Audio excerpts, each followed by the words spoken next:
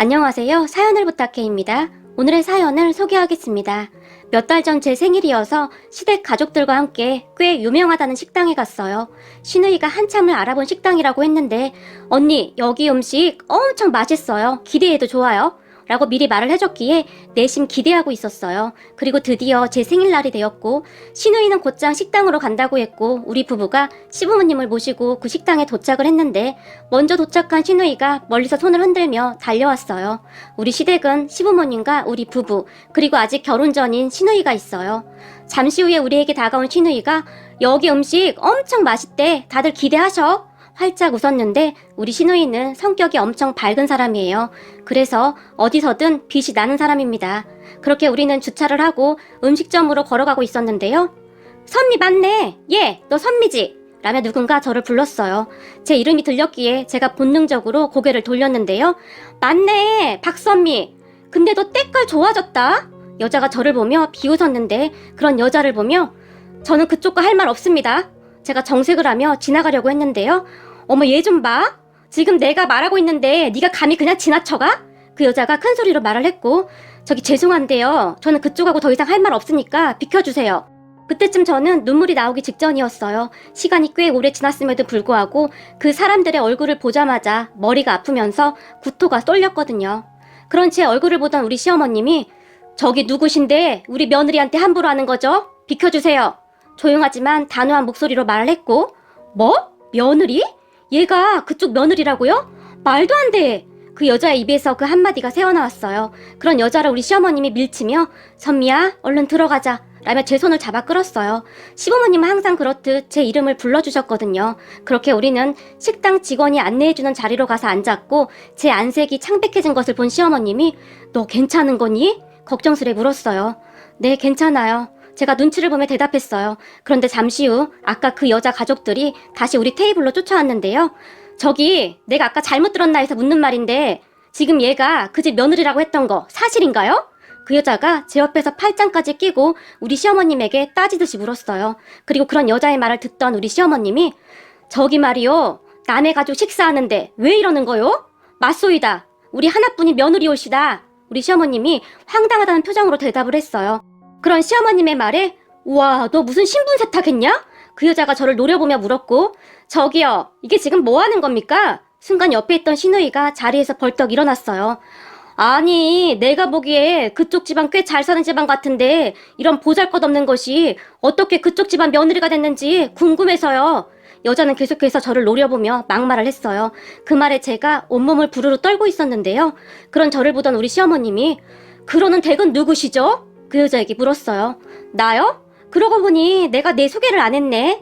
지금은 당신 며느리라는 이 아이의 전 시어머니예요. 라고 순식간에 말을 했어요. 그 말에 제 안색은 더 창백해졌고 제가 더욱 심하게 온몸을 떨고 있었어요. 선미야, 지금 이 여자 말이 맞는 거니? 시어머님이 놀란 채 물었고 제가 힘겹게 고개를 끄덕였는데요. 그 순간 시어머님이 들고 있던 수저를 식탁에 살짝 내려놓더니 선미야, 너는 도대체 생각이 있는 거니 없는 거니? 이 사람이 네 예전 시어머니라고? 라며 시어머님이 언성을 높였고 그 순간 제 눈에서 눈물이 뚝뚝뚝 떨어졌어요. 그런 저를 보던 그 여자가 역시 맞았네. 너 속이고 결혼했구나. 라며 신나서 떠들어대기 시작했어요. 그럼 그 여자의 말투와 얼굴은 예전과 똑같았는데요. 그 순간 저는 정말이지 소름 끼치도록 끔찍했던 기억들이 생생히 기억나기 시작했어요. 저는 친정이 없습니다. 부모님은 제가 어릴 때 이혼했다고 하는데 저를 할머니에게 맡기고는 그 뒤로 단 한 번도 찾아오지 않았으니까요. 저를 키워주신 할머니 말씀으로는 제 엄마 아빠가 각자 재혼을 해서 잘 살고 있다고 했어요.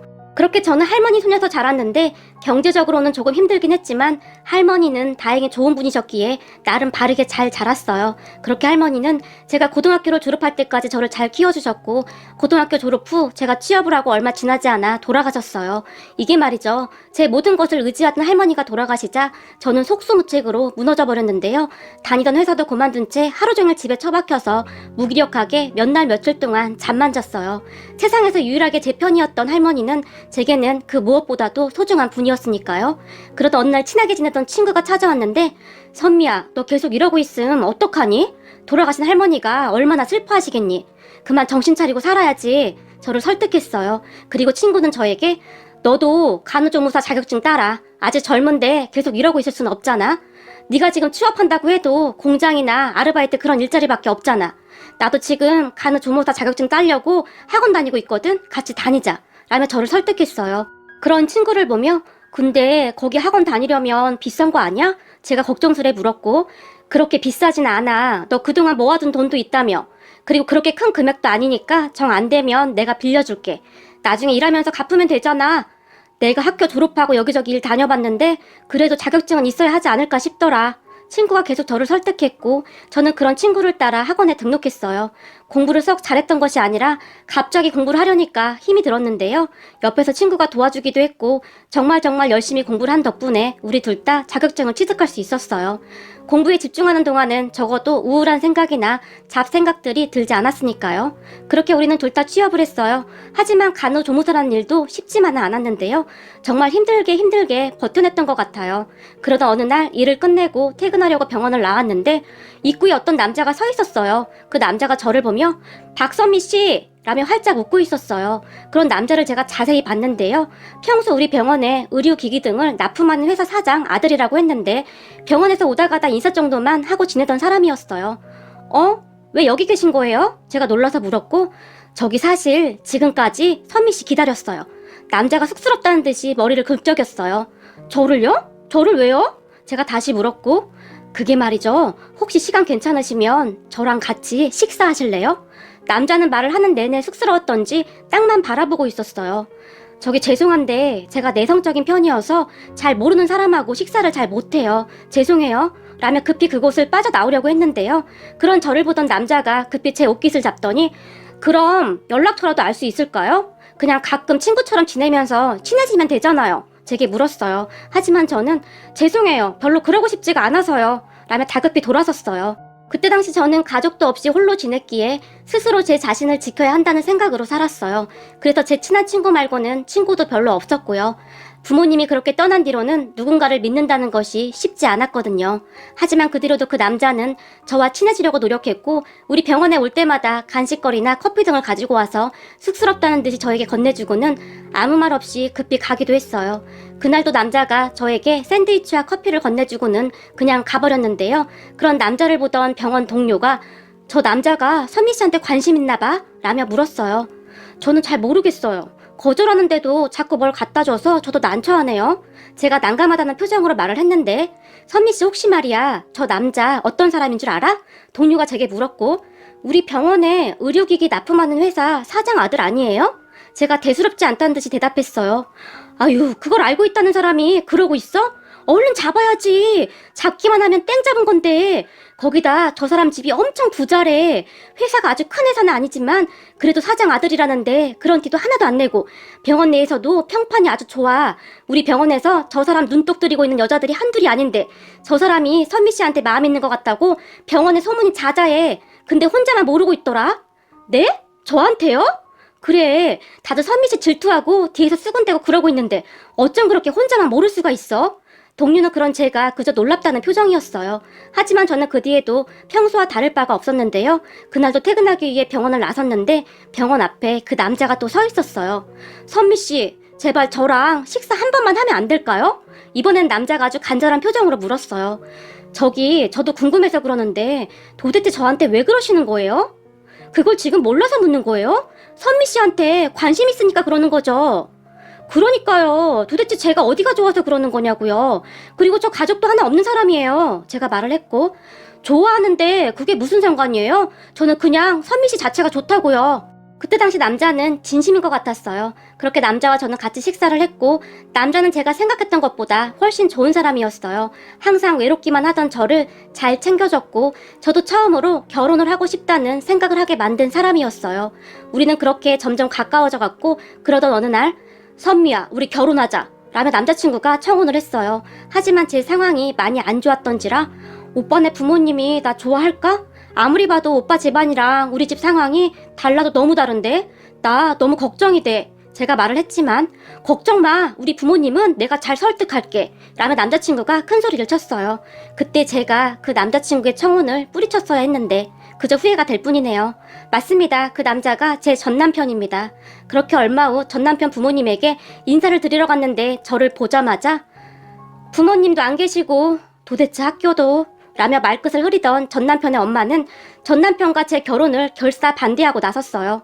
전남편의 엄마뿐만 아니라 시누이까지 합세해서 저를 정말 많이 힘들게 했어요. 어느 날은 너 내가 얼마 주면 우리 아들이랑 헤어질래?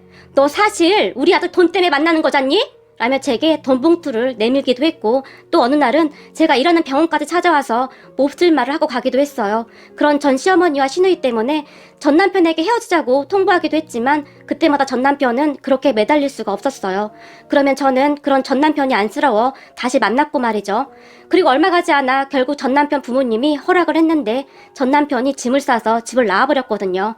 결국 자식 이기는 부모 없다고 우리는 그렇게 결혼을 했어요. 하지만 그 뒤에도 제 순환은 계속되었는데요. 전 시어머니는 결혼하고 난 뒤 저를 아주 대놓고 몰아붙이기 시작했어요. 감히 니까짓 게 우리 아들이랑 결혼을 해? 내가 알아둔 자리가 있었는데 너 때문에 다 망했어. 꼴도 보기 싫다. 라는 말은 아무것도 아니었고 너네 혼인신고는 한참 나중에 하거라. 요즘 세상이 좀 그렇잖니? 라며 혼인신고도 못하게 했고 남편도 네가 잘해서 엄마가 너 좋아하게 되면 그때 혼인신고하자. 그럼 더 좋지 않겠어? 라며 혼인신고도 하지 않았어요. 지금 생각해보면 나중에 재산 문제부터 복잡해지니 작정을 했던 것 같아요. 거기다 굳이 우리와 같이 살아야겠다고 우겨서 합가를 했는데 정말 아침부터 저녁까지 저를 부려먹었어요. 하지만 저는 저만 노력하면 가족들 마음에 들 수 있을 것이라고 굳게 믿고 정말 열심히 노력했어요. 이게 말이죠. 한 번 버림받은 사람은 다시 버림받지 않으려고 본능적으로 발버둥을 친다던데 아마도 제가 그랬던 것 같아요. 그래서 바보같이 시댁에서 몸 상하는 줄도 모르고 종일 일만 했고 심지어는 매일 오던 가사 도우미 아줌마까지 오지 말라고 하면서 그 모든 일을 저에게 시켰어요. 처음에는 전 남편이 제 편을 들었는데 나중에는 전 시어머니와 제 사이에서 너무 힘들다며 집에도 잘 들어오지 않았고 계속 밖으로만 돌았어요. 결국에는 제가 두 손 두 발 다 들고 그 집을 나와버렸어요. 그때쯤에는 남편도 그런 저를 그냥 보고만 있었는데요. 미안하다고는 안 할게. 나도 정말 최선을 다했는데 안 되는 걸 어쩌겠냐? 라는 말만 할 뿐이었어요. 그렇게 집을 나가는 저를 보며 전 시어머니는 이게 말이다. 사람이 웬만큼은 맞아야 살 수 있는 거 아니겠니? 그러니까 너도 네 수준에 딱 맞는 사람 만나서 잘 살거라. 제 얼굴에 돈 봉투를 던졌어요. 그리고 저는 그 돈 봉투를 쳐다보지도 않고 그 집을 나와버렸어요. 돈 봉투를 두고 가던 저를 보며 꼴에 자존심은 있어가지고 네가 안 가져가면 우리는 좋지. 마음대로 하거라. 라며 저를 비웃기도 했어요. 그렇게 제 친구를 찾아갔는데 제 모습을 본 친구가 선미야, 너 꼴이 이게 뭐야? 난 네가 부잣집에 시집가서 잘 사는 줄 알고 연락도 못하고 있었는데 도대체 이 꼴이 뭐야? 저를 끌어안고 통곡을 했어요. 그렇게 친구와 제가 끌어안고 얼마나 울었을까요? 순간 제가 정신을 잃었던 것 같은데 잠시 후에 눈을 떠보니 병원이었어요. 진찰을 했던 의사 말이 젊은 분이 어떻게 몸을 이렇게 만들었어요? 요즘 세상에 영양실조가 말이 됩니까? 라며 놀라워할 정도였어요. 그렇게 저는 다시 홀로서기를 준비했고 아주 독한 마음으로 하루하루를 버텼어요. 물론 제가 힘들 때마다 제 친구가 항상 옆에서 그런 저를 챙겨줬고요. 사람이 참 대단한 것이 시간이 지나니까 마음의 상처가 서서히 아물기 시작했고 저는 다시 예전처럼 일을 하면서 지냈어요. 그러다 어느 병원에서 일을 하던 중에 어떤 남자가 입원을 했었는데 그 남자가 저에게 호감을 느꼈던지 계속 따라다녔어요. 그때쯤 저는 남자라면 아주 지긋지긋했어요. 거기다가 비록 혼인신고는 하지 않았지만 저는 이미 한 번 이혼 경력도 있었고 그 남자는 초혼이었거든요. 그랬기에 더욱 매몰차게 남자를 밀어냈어요. 하지만 남자는 정말 대단했는데요. 제가 아무리 밀어내도 변함없이 제 옆을 지켰어요. 그렇게 1년 넘게 저를 따라다녔던 남자에게 이제 그만 좀 하세요. 저는 이미 이혼도 해서 그쪽 부모님이 엄청 반대할 거예요. 그리고 제가 전에 당한 게 많아서 저는 앞으로도 결혼 생각이 없어요. 라고 싸늘한 표정으로 말을 했지만 저는 선미씨 아니면 안 됩니다. 제발요. 그러면 그럴수록 그 남자는 저에게 더욱 매달렸어요. 그러다 어느 날 휴무에 집에 있었는데 몸이 너무 안 좋아서 아무것도 못 먹고 누워만 있었어요. 그래서 제 친구에게 미안한데 나 몸이 너무 안 좋아서 그러는데 이따가 약 좀 사다 줄 수 있어? 전화를 했는데 잠시 후에 초인종이 울렸고 그 남자가 약봉투와 죽을 집 앞에 두고 갔더라고요. 알고 보니 제 친구와 그 남자가 서로 연락을 하고 있었고 제 친구가 보기에 남자가 괜찮아 보였던지 저와 연결해주기 위해 노력을 했다고 하네요. 그리고 그때부터였던 것 같아요. 제 마음이 조금씩 움직이기 시작했던 것이 말이죠. 그 뒤 우리는 자연스레 연인 사이가 되었고 우리가 사귄 지 얼마나 되었을까요? 남자가 저에게 청혼했어요. 그런 남자를 보며 당신 부모님이 저를 받아주지 않을 거예요 라고 말을 했지만 난 선미 씨 아니면 절대 결혼 안 해요. 그리고 우리 부모님도 선미 씨 상황 다 들었어요. 그러니까 우리 부모님한테 인사 가요 라며 저를 설득했어요. 하지만 저는 선뜻 용기가 나지 않았고 계속 거절하고 있었는데요. 어느 날 같이 식사를 하자며 저를 데리고 식당으로 갔는데 그곳에 그 사람의 부모님과 여동생이 있었어요. 그 모습에 제가 기겁을 하며 안절부절 못한 채 어쩔 줄을 몰라 하고 있었는데요. 앉아요. 그 사람 어머니가 조용히 말을 했고 제가 엉거주춤 자리에 앉았는데 뭘 좋아할지 몰라서 우리가 알아서 시켰는데 괜찮을까요?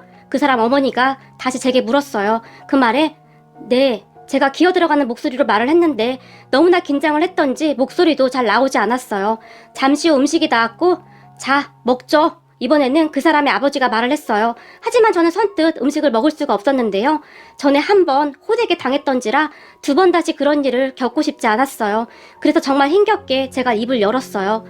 저기 죄송한데요. 정우 씨가 뭔가 착각을 한 것 같습니다. 저는 정우 씨랑 결혼 생각이 없으니 너무 걱정하지 마십시오. 잔뜩 긴장을 하고 있던지라 어떠한 말을 했는지도 잘 기억이 안 나긴 하는데 대충 그렇게 말을 한 것 같아요. 그런데 그런 제 말을 듣던 그 사람의 어머니가 왜 그런 말을 하는 거죠? 아가씨는 우리 아들을 사랑하지 않는다는 말인가요? 그럼 우리 아들 혼자 결혼하겠다고 이 난리란 말인가요?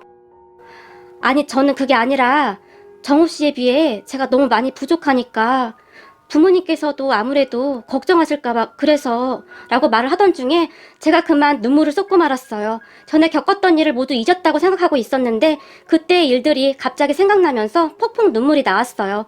그렇게 눈물을 흘리던 제 모습을 보며 그 사람의 여동생이 조용히 제 손을 잡아주며 괜찮아요. 우리 오빠도 어디 하나 잘난 게 없어서요. 제가 보기에 언니가 우리 오빠를 너무 과대평가한 것 같은데요? 라고 웃었어요. 그리고 그 사람의 어머니도 그래, 우리 딸 말이 맞는 것 같네. 사실 우리 아들이지만 부족한 게 많아요. 라며 저에게 젓가락을 들려주며 자, 먹어요. 우리 가족은 맛있는 음식 엄청 좋아해서 앞으로 엄청 먹으러 다닐 건데 괜찮겠어요? 그 사람의 어머니가 다시 활짝 웃었어요. 제게 그렇게 따뜻하게 대해주신 분들이 지금의 우리 시부모님과 시누이입니다. 제 생각과는 다르게 저에게 정말 잘해주셨는데요. 어느 날은 저를 집으로 초대해주셨는데 저는 시댁을 방문하고 정말 많이 놀랐습니다. 그동안 남편이 그런 내색을 하지 않았기에 저는 전혀 몰랐는데요. 시댁은 제가 생각했던 것보다 훨씬 잘 사는 것 같았어요. 전 남편 집에 처음 갔을 때도 눈이 휘둥그레졌었는데 그 집하고는 비교가 되지 않을 정도로 부자였어요. 그래서 저는 더욱 이해가 되지 않았어요. 이렇게 부잣집에서 저 같은 이혼녀 며느리를 허락한 것이 도무지 이해가 되질 않았어요.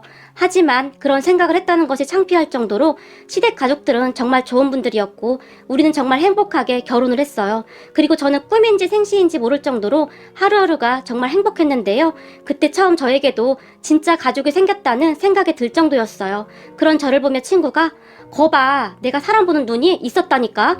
네 남편 정말 괜찮아 보였어. 정말 다행이다. 네가 행복해져서 정말 다행이야. 라며 축하해 줄 정도였어요. 그렇게 정말 행복한 시간이었는데 하필 제 생일날 음식점에서 기억하기도 싫었던 전 남편 가족들을 만났던 거였어요.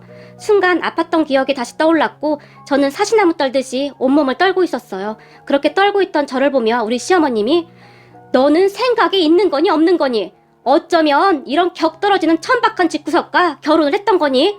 라며 물을 한 잔 마셨어요. 그런 우리 시어머님의 말에 뭐? 격이 떨어져? 당신들 우리 남편이 누군 줄 알아? 전 시어머니가 가방에서 명함을 한 장 꺼내더니 우리 시어머님에게 던졌고 바닥에 떨어진 명함을 슬쩍 본 우리 시어머님이 땡땡 회사? 이런 회사도 있었나? 요즘은 개나 소나 다 사장이래. 라며 더 큰 소리로 비웃었어요.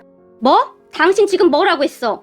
그래도 겉모습이 번지름해 보이길래 좀 사는 집인 줄 알았더니 역시 개뿔 없는 집구석이었구만.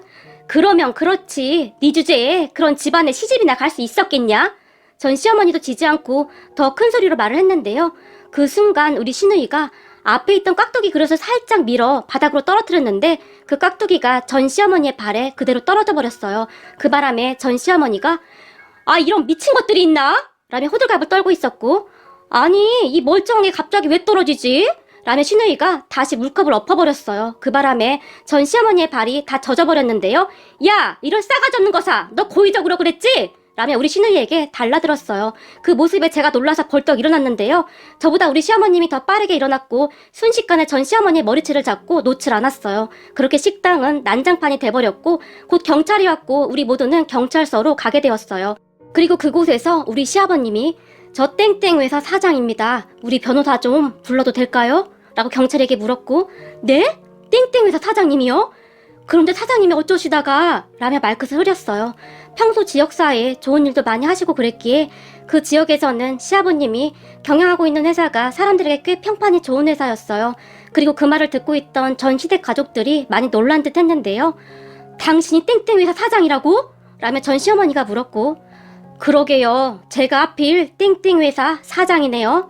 곧 우리 변호사 올 거니까 변호사 오면 말하죠. 라며 우리 시아버님이 조용히 말을 했어요.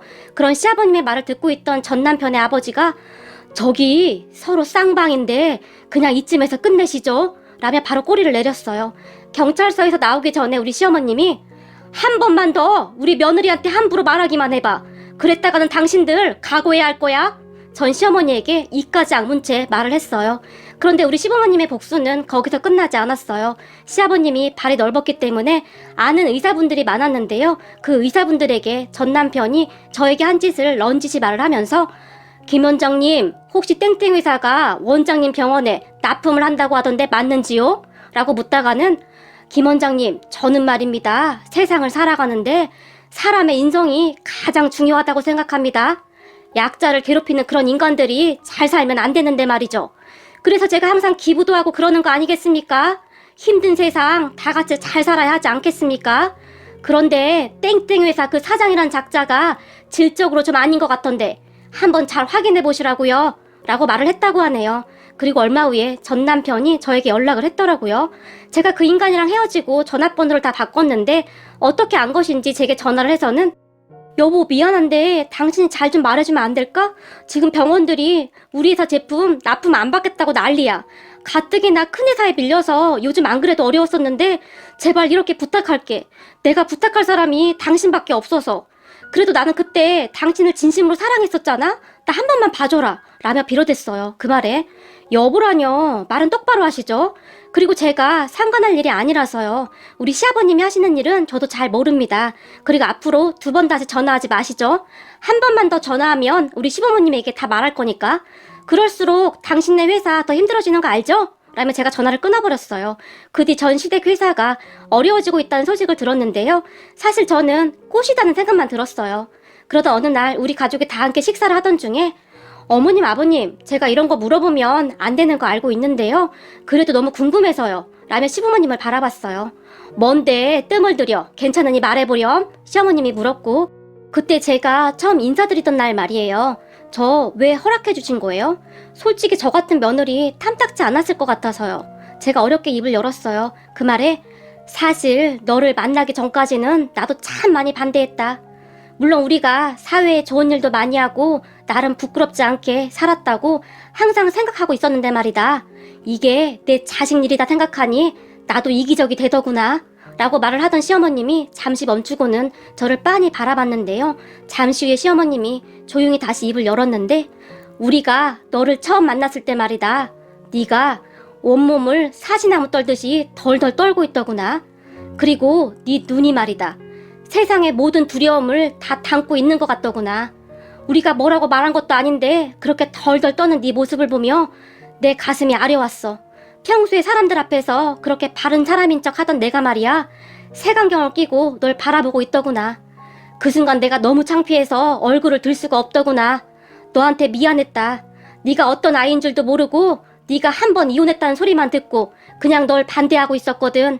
순간 시어머니의 눈에 눈물이 고였어요. 그런 시어머님을 보며 아니에요 어머님, 저라도 그랬을 거예요. 어머님 마음 충분히 이해가 돼요. 제가 시어머님의 손을 가만히 잡아드렸어요. 그날 네 눈에서 우리 아들과 딸의 어린 시절 모습이 보였단다. 말을 하던 시어머님이 남편과 시누이를 바라봤는데요. 그런 시어머님을 보던 남편이 자기야, 굳이 말할 필요가 없어서 그동안 말 안 했었는데 사실 우리 부모님께서 나랑 내 동생을 입양하신 거야 라고 말을 했는데 그 말을 듣고 너무나 놀란 나머지 제가 어떤 표정을 지어야 하는지 모르겠더라고요. 언니 사실 우리 있잖아요. 우리 친부모님이 하루아침에 교통사고로 돌아가셨는데 돌아가신 부모님의 친구였던 지금의 우리 부모님이 장례식장에서 덜덜 떨고 있던 우리를 보며 바로 입양하신 거예요. 오빠 제가 그때 어릴 때라 기억이 가물가물하긴 하지만 친척들이 서로 우리를 못 데려간다고 싸우고 있었는데 그때 정말 너무너무 무서워서 장례식장 구석에서 쪼그리고 앉아서 떨면서 울고 있었는데 우리 엄마가 그런 우리를 꼭 안아주며 우리랑 같이 살자꾸나 라고 말했거든요. 말을 하던 신우이가 시부모님을 바라보며 수줍게 웃고 있었고 우리 부부는 결혼하고도 한참이 지났지만 애가 안 생겼단다. 참 많이 노력했지만 우리가 무슨 잘못을 그리도 했는지 안 생기더구나. 그런데 그날 장례식장에서 우리 아들하고 딸이 덜덜 떨고 있는 걸 보는데 우리가 이 아이들의 부모가 되어주면 어떨까 하는 생각을 하게 되었고 그런 내 말에 네 시아버지도 별 고민도 안 하고 바로 그렇게 하자고 하더구나. 그리고 우리는 그렇게 가족이 되었단다. 시어머님이 살짝 미소 지으며 남편과 신우이를 바라봤어요.